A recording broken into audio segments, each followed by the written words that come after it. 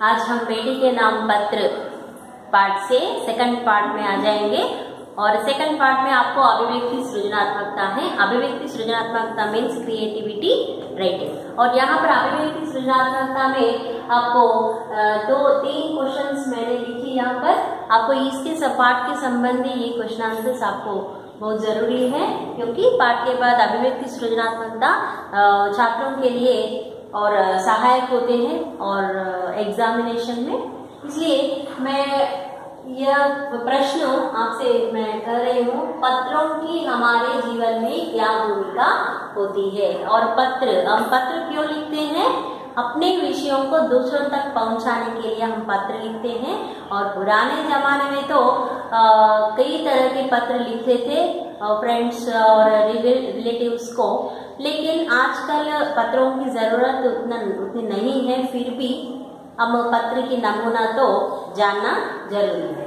इसलिए आपको यहाँ पर पत्रों की हमारे जीवन में भूमिका माने क्या है, इसका स्थान क्या हो सकता है। और यहाँ देखें तो पत्रों की हमारे जीवन में महत्वपूर्ण भूमिका है, मेन प्लेस है अपने जीवन में, क्योंकि पत्रों के द्वारा ही अपने विषयों को दूसरों तक हम पहुंचा सकते हैं। इसलिए महत्वपूर्ण स्थान इसका होता है और ये हमें एक दूसरे से जोड़ते हैं और हम अपने विषयों को दूसरों तक पहुंचाने से वे भी हमारे लिए भी पत्र लिखते हैं। इसके जवाब में हमारे लिए भी पत्र लिखते हैं। ऐसे एक दूसरे से एक जोड़ते हैं पत्र, और इनके द्वारा हम अपने मन की बात दूसरों को कहते हैं और अपने मन की बात जो है और उन बातों को हम दूसरों तक पहुंचाते हैं और दूसरों को हम ऐसा पत्र के द्वारा कहते हैं। और नेक्स्ट वन, अपने उद्देश्यों को पूर्ति के लिए हमें क्या करना चाहिए। उद्देश्य माने क्या है? किसी एक विषय के बारे में पूर्ण रूप से विजयी होना। और एक उद्देश्य लेकर हम एक विषय को स्टार्ट करते हैं और उद्देश्य कब तक रहता है, उस विषय में हम विजय प्राप्त करने तक ऐसा नियम होता है। और इस विषय कंप्लीट होने तक हम उसका नियमों का पालन करते हैं और विजयी होने के लिए हम क्या करते हैं, बहुत मेहनत करते हैं। और उसी प्रकार यहाँ भी एक उद्देश्य पूर्ति के लिए हमें क्या करना चाहिए। रियल लाइफ में हर एक को एक उद्देश्य होता है, एक एम होता है, और एम सच होने के लिए हमें सिर्फ उद्देश्य रखकर मन में रखकर ऐसा रहने से वो उद्देश्य पूर्ति नहीं होगी। इसलिए आपको क्या करना है, उद्देश्य पूर्ति के लिए हमें क्या करना चाहिए, अपने उद्देश्यों को पूर्ति के लिए हमें मेहनत करनी चाहिए। मेहनत माने क्या है, हार्ड वर्क करना चाहिए, क्योंकि हार्ड वर्क करने से ही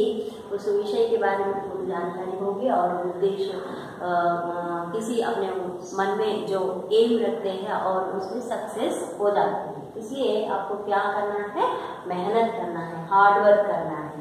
हमें ऐसा काम नहीं करना चाहिए जिससे दूसरों को तकलीफ हो। हम ऐसा काम नहीं करना चाहिए। कैसा काम नहीं करना चाहिए? और हम किए सो काम उनसे दूसरे नष्ट नहीं होना है, उनके लिए कष्ट नहीं देना है और ऐसे काम हम करना है। అంటే మన ఉద్దేశాన్ని పూర్తి చేసుకోవడం అంటే ఏంటి, ఇక్కడ మనకంటూ ఒక లక్ష్యం ఉంటుంది. ఆ లక్ష్యాన్ని పూర్తి చేసుకోవడానికి మనం ఏం చేస్తాము, ఆ లక్ష్యానికి సంబంధించిన పూర్తి వివరాలను చూసి దాంట్లో ఆ లక్ష్యాన్ని చేరుకోవడానికి ప్రయత్నిస్తాం. లక్ష్యాన్ని పెట్టుకొని మనం మామూలుగా నాకుంది లక్ష్యం అంటే అది పూర్తి అవ్వదు. కాబట్టి దానికి సంబంధించిన పనులు మనము కరెక్ట్గా చేయాలి. దానికి మనకు కావాల్సింది ఏంటి, పరిశ్రమ చేయాలి. అంటే కష్టపడి ఆ విషయంలో పూర్తి విజయాన్ని సాధించే వరకు కూడా దాన్ని వదలకుండా పోరాడాలి. అదేవిధంగా ఇక్కడ ఏమంటున్నాడు, మనం ఎలాంటి పనులను చేయకూడదు అంటున్నాడు. మనం ఎలాంటి పనులను చేయొద్దు అంటే ఇతరులకి దానితో నష్టం కలగకుండా ఉండాలి. हम ऐसा काम करना चाहिए जिससे दूसरों को तकलीफ हो। और हमें समय और अनुशासन का पालन करना चाहिए। और ये तो बहुत इम्पोर्टेंट थिंग है, क्योंकि हर एक विषय में सब क्या करते हैं, एक उद्देश्य रखते हैं, एक टारगेट रखते हैं, ऐसा मन में बहुत कुछ विचार रखते हैं। फिर उन विचारों को, उनकी सोच को सच होने के लिए मेहनत नहीं करते हैं। लेकिन हमें क्या करना, पहले समय का पालन करना चाहिए और अनुशासन का भी पालन करना चाहिए, क्योंकि समय का पालन करने से हमें किसी काम भी समय पर हो सकता है। और अनुशासन माने क्या है, डिसिप्लिन। और डिसिप्लिन में है तो डिसिप्लिन माने क्या है, ऐसा लाइन में खड़ा होकर ऐसा पीटी सर बोलते वक्त हम सुनना, ऐसा फोल्डिंग हैंड्स में रहना, ये अनुशासन नहीं होगा। अनुशासन माने क्या है, बड़ों के नियमों का, बड़ों के आज्ञाओं का पालन करना अनुशासन। इसलिए हम अनुशासन में रहना है तो क्या है, और बड़ों का जो नियम होते हैं, बड़ों का जो आज्ञा होते हैं, और उन आज्ञाओं का पालन करना क्या है, अनुशासन है। किसी व्यक्ति अपने उद्देश्य को पूर्ति करने के लिए पहले क्या करना चाहिए, समय का सदुपयोग करना चाहिए और अनुशासन में रहना चाहिए। అంటే మనము మన ఉద్దేశాన్ని పూర్తి చేసుకోవడానికి ఏం చేస్తాము, సమయాన్ని మనం పాటించాలి, తగిన సమయాన్ని దానికి కేటాయించాలి, సమయానుసారంగా పనులు చేసుకోవాలి. నెక్స్ట్ క్రమశిక్షణని కలిగి ఉండాలి. క్రమశిక్షణ అంటే మామూలుగా ఏదో చెప్పినట్టు వినడం అని కాదు, అన్ని విషయాలలో పెద్దవాళ్ళ ఆజ్ఞల్ని మనం తూచా తప్పకుండా పాటించడానికి క్రమశిక్షణ అంటారు. అయితే అది చాలా అవసరం. इस प्रकार हम अपने उद्देश्य सरलता से प्राप्त कर सकते हैं. समय पालन वल्ल, क्रमशिक्षण वल्ल, हार्ड वर्क वल्ल मन उद्देशाన్ని మనం పూర్తిగా సాధించగలుగుతాం అన్నమాట. नेक्स्ट क्वेश्चन क्या है, मैं और तुम बहुत भाग्यशाली है, नेहरू जी ने ऐसा क्यों कहा? అన్నారు కదా నెహ్రూ జీ ఏమని, మనం చాలా అదృష్టవంతం, ఎందుకంటే మహాత్మా గాంధీ నిర్వహిస్తున్న ఈ పోరాటంలో మనం కూడా భాగం అవుతున్నాం కాబట్టి మనమంతా చాలా మనము అదృష్టవంతము అంటున్నారు. అంటే ఏంటి అదృష్టవంతులు అంటే, ఎందుకని అలా అనాల్సి వచ్చింది నెహ్రూ గారు? ఎందుకంటే భారతదేశం ఎన్నో సంవత్సరాల నుంచి ఆంగ్లేయుల స్వాధీనంలో ఉన్నారు కాబట్టి మొత్తం భారతవాసులందరూ, భారతదేశంలో ఉన్న వాళ్ళు కూడా స్వతంత్ర పోరాటంలో చాలా బాధపడుతున్నారు. అంటే ఒకరి చేతి కింద ఉండి వాళ్ళు పెట్టిన బాధలు పడుతూ, తనకంటూ ఒక ఆలోచన లేకుండా, తనకంటూ ఒక స్వేచ్ఛ లేకుండా బ్రతకడం చాలా కష్టం. అలాంటప్పుడు ఎన్నో సంవత్సరాలు కూడా మనం భారతదేశం ఆంగ్లేయుల చేతి కిందల్లో ఉండిపోయింది కాబట్టి అప్పుడు మనకంటూ స్వేచ్ఛ లేదు, మనకంటూ చేయడానికి అంత హక్కు లేదు, మన ఇష్టం ఉన్నట్టు ఉండడానికి. అలాంటి సమయంలో ఈ మహాత్మా గాంధీ గారు ఏం చేశారు, పోరాటాన్ని కొనసాగించారు. ఆ కొనసాగించే పని చాలా గొప్ప పని, ఎందుకంటే ఆంగ్లేయుల పరిపాలన నుంచి మనని కాపాడుకోవడానికి ఆ పోరాటాన్ని సాగిస్తున్నాం కాబట్టి ఆ పోరాటము మన భారతీయులందరికీ చాలా గొప్ప విషయం. ఎందుకంటే మనం కూడా వాళ్ళ నుండి విముక్తి పొంది మనం స్వేచ్ఛగా బతకడానికి ఒక మార్గాన్ని మన మహాత్మా గాంధీ గారు మొదలుపెట్టారు. కాబట్టి భారతీయులందరినీ కూడా ఆంగ్లేయుల నుంచి మనము రక్షించుకోవడానికి, స్వేచ్ఛగా ఉండడానికి ఒక కార్యక్రమాన్ని చేపట్టారు. ఆ కార్యక్రమంలో మనం పాల్గొంటున్నాం కాబట్టి ఇది చాలా గొప్ప విషయం. అందుకే మనం చాలా అదృష్టవంతం. అలాంటి గొప్ప కార్యంలో మనం కూడా పాల్గొనబోతున్నాం కాబట్టి మనం చాలా అదృష్టవంతులని నెహ్రూ గారు వాళ్ళ కూతురికి లెటర్లో తెలుపుతున్నారు అన్నమాట. ఇక్కడ చూడండి, अंग्रेजों के विरुद्ध कार्य करते हुए जेल में जाना आपने को गौरव का अनुभव कर रही थी. అంటే ఇక్కడ ఏమంటున్నాడు, ఆంగ్లేయులకి విరుద్ధంగా పనిచేస్తూ జైల్లో వెళ్ళడం కూడా మనకంటూ ఒక గౌరవమైన అనుభవాన్ని తీసుకొచ్చింది. కాబట్టి నేను జైల్లో ఉన్నందుకు నేను బాధపడట్లేదు, ఎందుకంటే భారతీయులందరికీ కొరకు కూడా మనము ఇలాంటి మన జీవితంలో ఇలాంటి అనుభవాలు చేయడం నాకు అంత కష్టంగా లేదు. కాబట్టి ఇది నేను గౌరవమైన అనుభవాన్ని నేను పొందుతున్నాను. కాబట్టి ఇతిహాస్ కే నిర్మాణ్ కే లియే, అంటే చరిత్ర నిర్మాణం కొరకు ఏవైతే జరుగుతున్నాయో ఈ మహాయజ్ఞంలో మనం చూసినట్లయితే దాంట్లో మనం పాల్గొనడం చాలా గొప్ప విషయం. అందుకనే तुम और मैं और तुम बहुत भाग्यशाली है। और यह वाक्य जवाहरलाल नेहरू जी ने कहा। किससे कहा था? अपनी बेटी इंदिरा गांधी से करना था।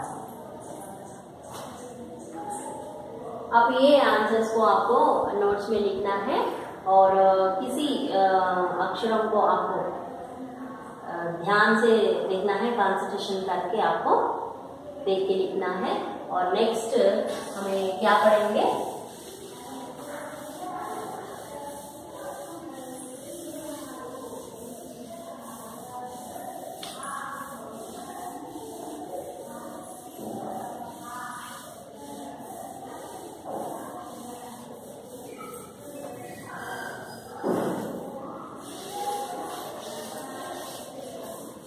और नेक्स्ट हमें और एक क्वेश्चन है, और कौन सा है क्वेश्चन?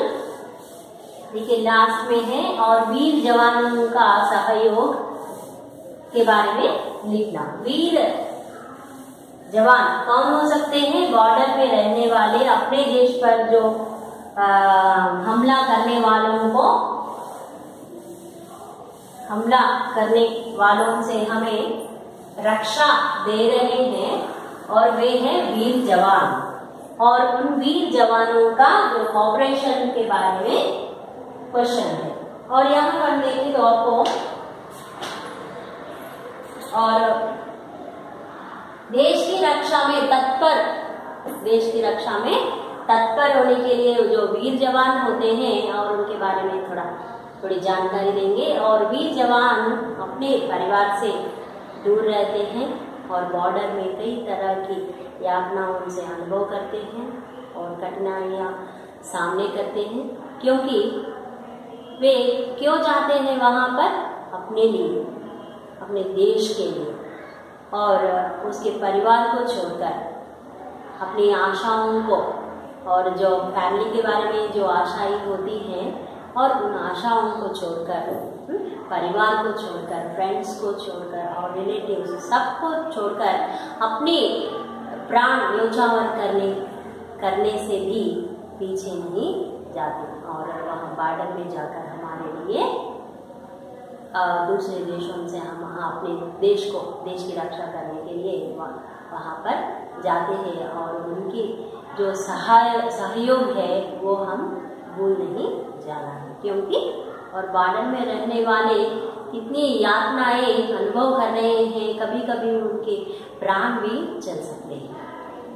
అంటే బార్డర్లో ఉన్న వాళ్ళందరూ కూడా వాళ్ళ ఫ్యామిలీని వదిలేసి, చుట్టాలు, బంధువులు, ఫ్రెండ్స్ అందరినీ వదిలేసి కూడా అక్కడికి వెళ్ళి మన దేశ రక్షణ కొరకు వాళ్ళని చలి అనక వాననక ఎన్నో బాధలు పడుతూ అక్కడ ఉంటున్నారు. కాబట్టి వాళ్ళు అవన్నీ వదిలేసి ప్రాణాలు పోయినా పర్వాలేదు.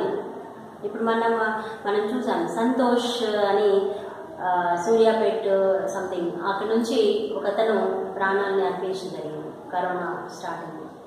అప్పుడు ఏమైంది? పాపం అతనికి వీర జవానుగా ఎన్నో అవార్డు అవన్నీ ఇచ్చినప్పటికీ కూడా ఆ కుటుంబం అతన్ని కోల్పోయింది. కానీ ఆ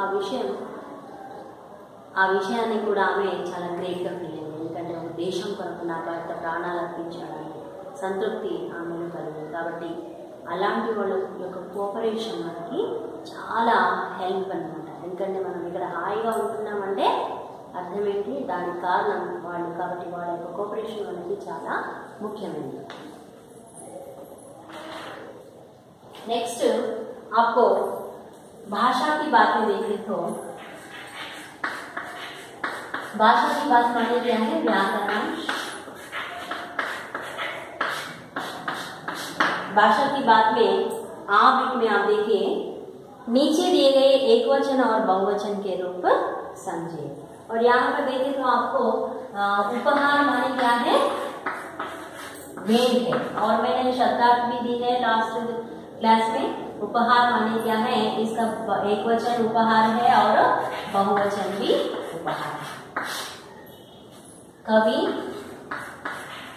कवि माने क्या है? कवि एक वचन है और कवि बहुवचन में भी कवि है। फिर भी कभी कभी हमें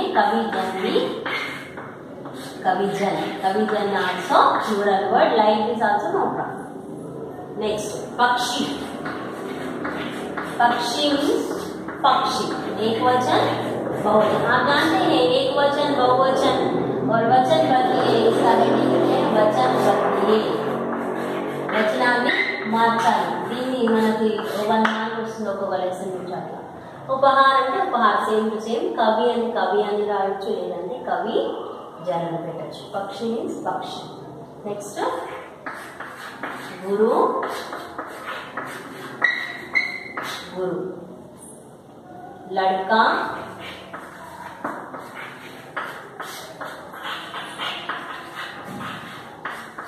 लड़के, पुस्तक,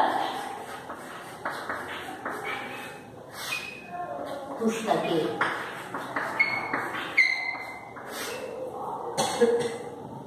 शुभकामना,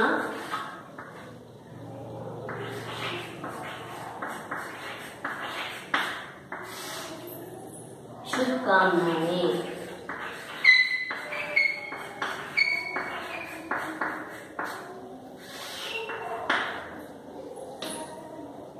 समिति,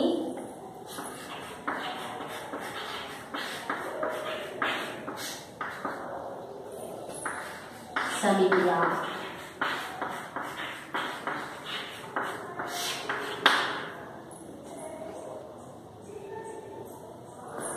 कहानी। और ये शब्द तो बहुत दिनों से हम सुन रहे हैं, कहानी, कहानियां। कहानी स्त्रीलिंग वर्ड है और ऋतु भी स्त्रीलिंग वर्ड है। ऋतु, ऋतुये, ऋतु, ऋतुये। बहु, बहु।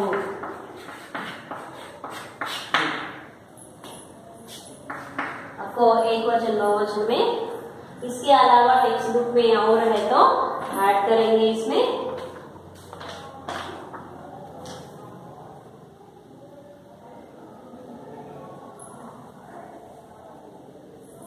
वीर, वीर। और इसके अलावा है टेक्स्ट बुक में दिए सो यहाँ तक है और यहाँ से शुरू। स्त्री, स्त्रियां।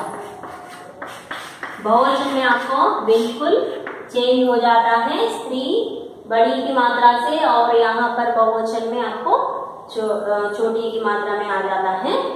ध्यान में रखना है इस विषय को आपको। नेक्स्ट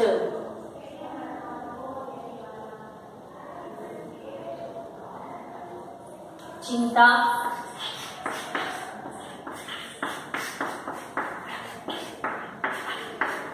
चिंता।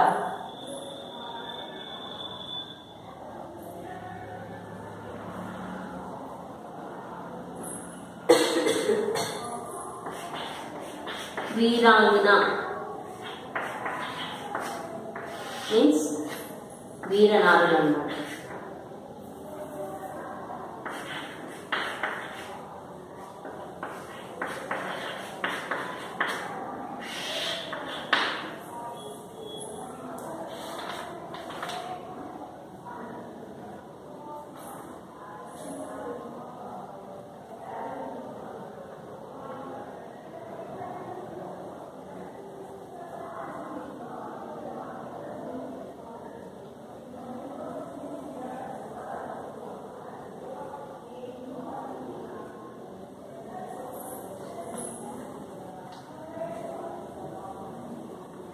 और कार्य,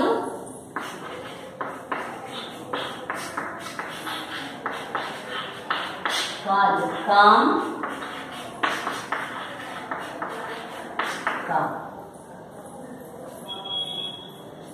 और भाषा की बात में आपके टेक्स्ट बुक में दिए गए एक वचन बहुवचन के संबंधी शब्द हैं और वचन बदलिए। उपहार, उपहार, कवि, कवि, कविजन। पक्षी पक्षी, गुरु गुरु। और ऐसा पक्षी पक्षी क्या है, दो ऐसे है, ऐसा समझे तो आपको तोता मैना दो पक्षी है, तोता मैना दो पक्षी है। यहाँ पर एक होने तो पक्षी कहते हैं और एक से दो तीन ऐसा रहने से भी आप पक्षी कहते हैं। और एक वर्ड के लिए एक वचन बहुवचन में सेम है, गुरु गुरु।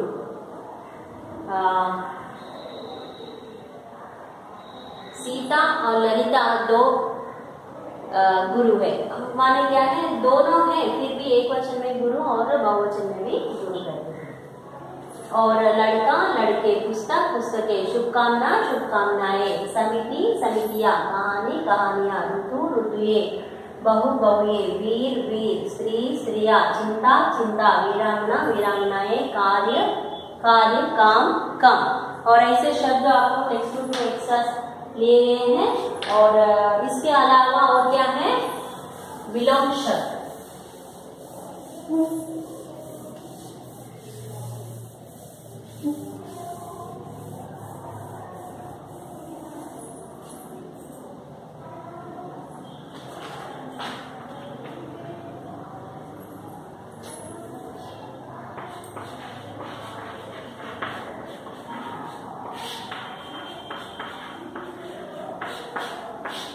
विलोम शब्द में आपको शुभ अशुभ,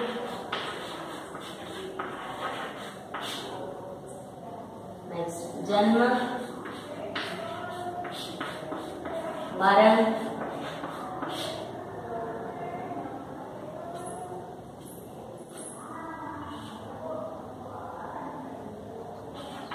अपना पराया,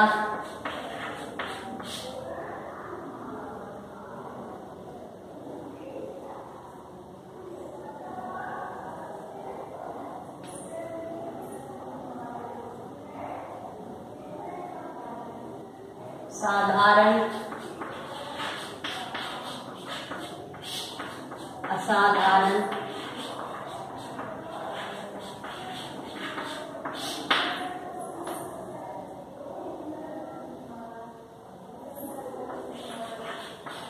दूर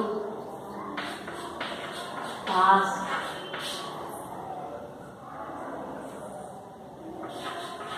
सामने पीछे,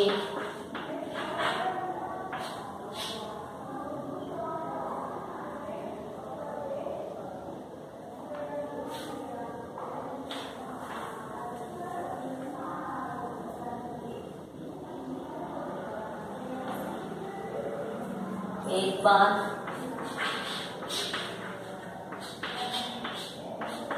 कई बार,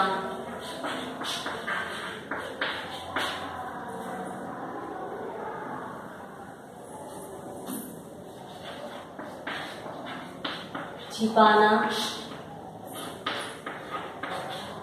गुप्त में,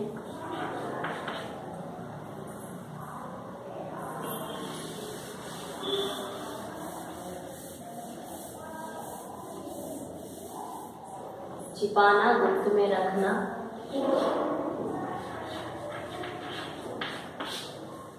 छिपाना दायण गुप्त అంటే సీక్రెట్ గా ఉంచు।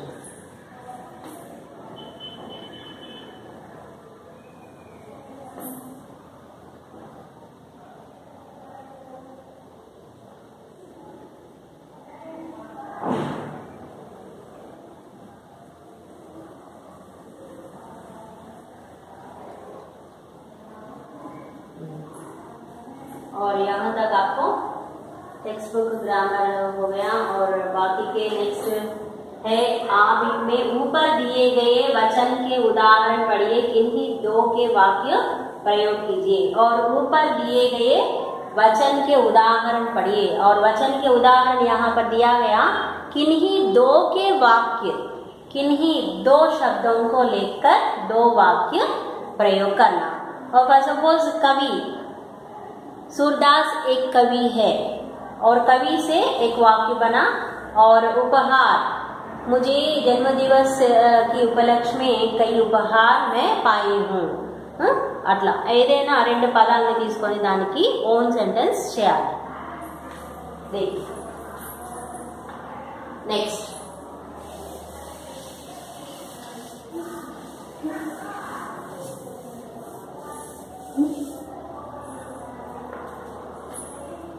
भाषा की बात में आबिट में ऊपर दिए गए वचन के आधार पर आप वाक्य प्रयोग करना. उपहार ले लेंगे और पुस्तक ले लेंगे. उपहार ले लेंगे और पुस्तक ले लेंगे. उपहार शब्द से हम क्या बना सकते हैं? जन्मदिन पर वाक्य प्रयोग. इसी शब्द से हम वाक्य प्रयोग करना है.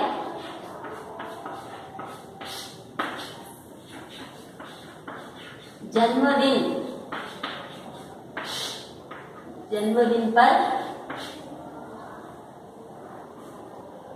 कई उपहार मिलते हैं.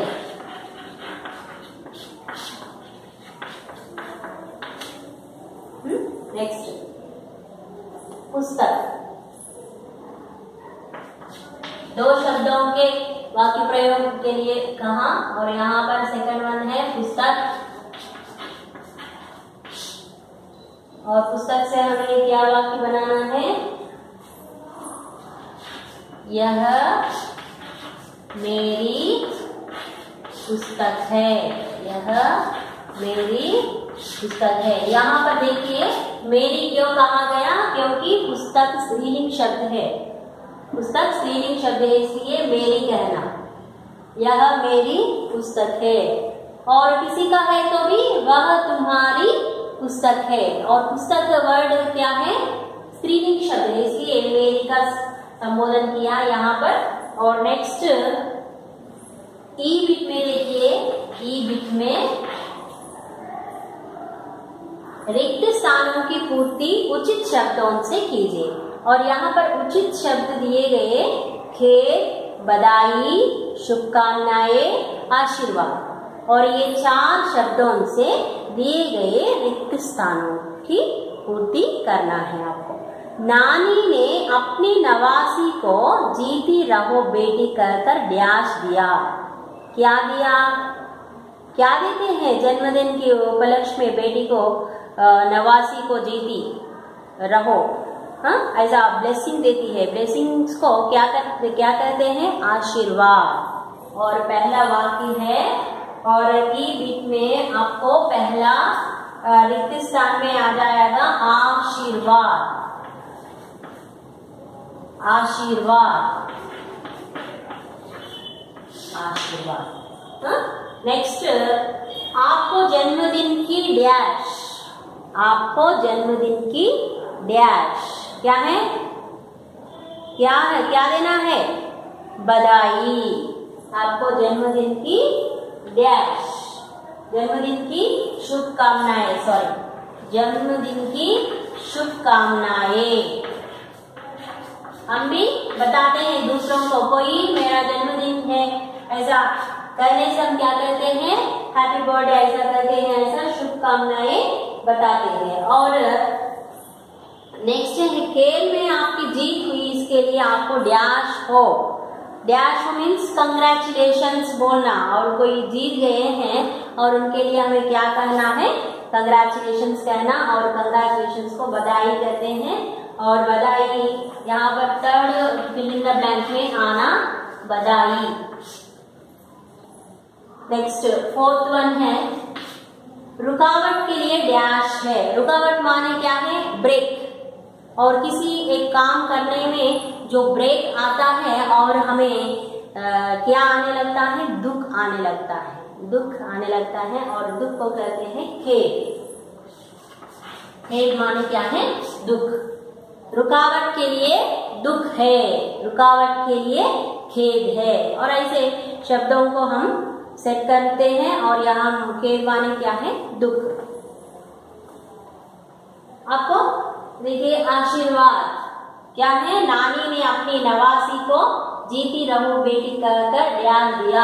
आशीर्वाद दिया। आपको यह पेंसिल से टेक्स्ट बुक में लिखना है और नोटबुक में भी क्या मैं क्लास में बनाई हूँ और वो पूरे नोट्स में मुझे दिखना, क्योंकि और ऑनलाइन क्लास का आदि क्या है, जो टीचर आपके सामने है ऐसा समझना और टीचर क्या बताती है और वो कार्य आप कंटिन्यू करना।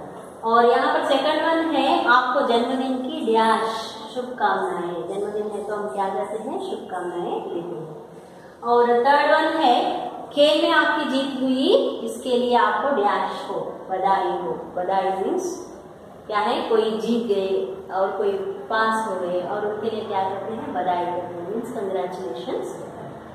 और फोर्थ वन है खेल। खेल माने क्या है, दुख, रुकावट के लिए डैश है, मीन्स दुख है।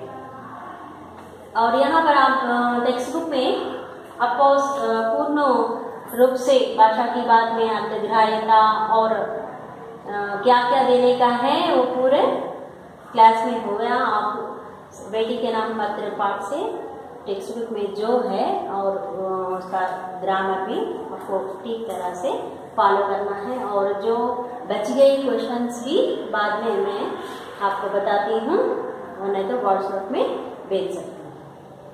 ओके, नेक्स्ट क्लास में और एक नया पाठ से मिलेंगे। जब तक रहेंगे